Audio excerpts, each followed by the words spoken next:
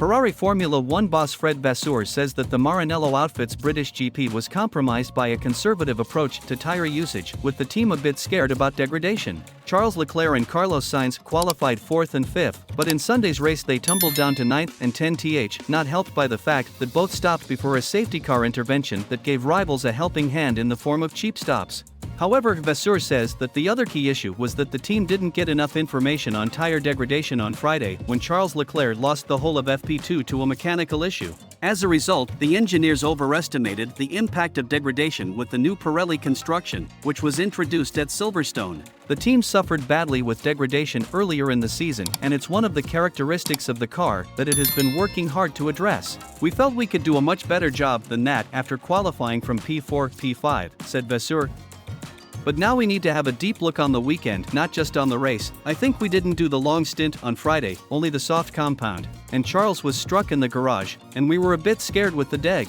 Probably somewhere in our mind we had the first races of the season where today, Sunday, we were far too conservative on the tire management and we didn't push enough. Then we were a bit unlucky with the safety car. This is not in our hands, and we don't have to think about this, we have to think about what we can manage, and honestly, I think that we could have pushed much more.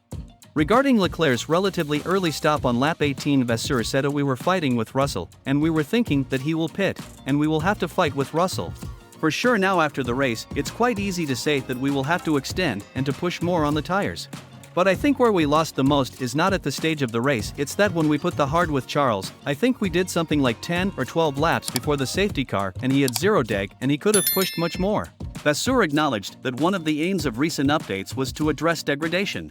It's difficult to say when you're finishing 9 and 10 that we did a good job, he said, but overall, I think that it's true that we had much less deg. That was our main issue at the beginning of the season, and it was not the case today.